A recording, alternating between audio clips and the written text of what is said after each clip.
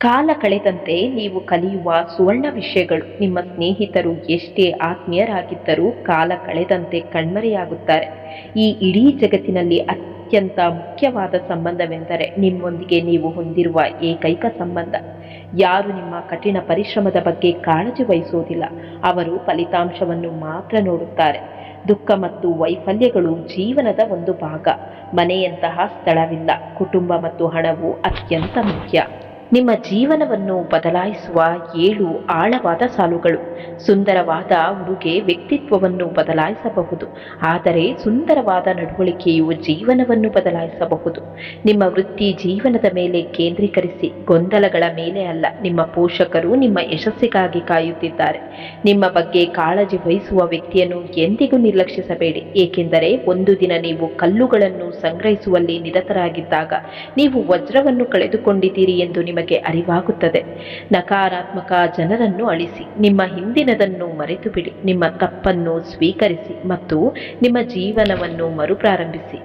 ಈಗ ಬಳಲಿರಿ, ನಂತರ ಹೊಳೆಯಿರಿ. ನಿಮ್ಮ ಮೌಲ್ಯವನ್ನು ಕಾಪಾಡಿಕೊಳ್ಳಿ. ನಿಮ್ಮ ಬೆಲೆಯನ್ನು ಎಂದಿಗೂ ವಿವರಿಸಬೇಡಿ. ನಿಮ್ಮ ಆತ್ಮವನ್ನು ತೃಪ್ತಿಪಡಿಸಿ, ಸಮಾಜವನ್ನು ಅಲ್ಲ.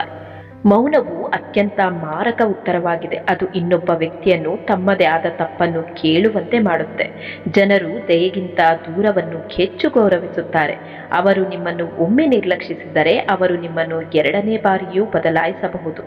ಬುದ್ಧಿವಂತ ವ್ಯಕ್ತಿ ಕೇಳುತ್ತಾನೆ, ಅಪಾಯಕಾರಿ ವ್ಯಕ್ತಿ ಗಮನಿಸುತ್ತಾನೆ.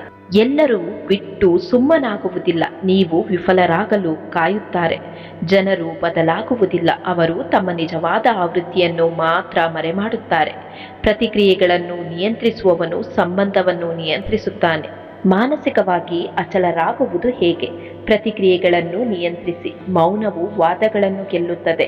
ವೈಯಕ್ತಿಕವಾಗಿ ತೆಗೆದುಕೊಳ್ಳುವುದನ್ನು ನಿಲ್ಲಿಸಿ. ನೀವು ನಿಯಂತ್ರಿಸಬಹುದಾದ ವಿಷಯಗಳ ಮೇಲೆ ಗಮನ ಹರಿಸಿ, ಉಳಿದವುಗಳನ್ನು ನಿರ್ಲಕ್ಷಿಸಿ.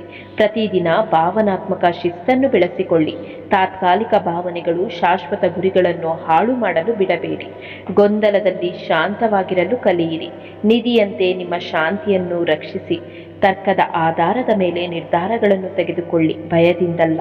ನಿಮ್ಮ ಮನಸ್ಸನ್ನು ತೊಂದರೆಗೊಳಿಸುವ ಯಾವುದರಿಂದಲೂ ದೂರವಿರಿ. ನೀವು ಮೌನವಾಗಿ ಪಾರಾಗುವುದರಿಂದ ಶಕ್ತಿ ಹೆಚ್ಚುತ್ತದೆ.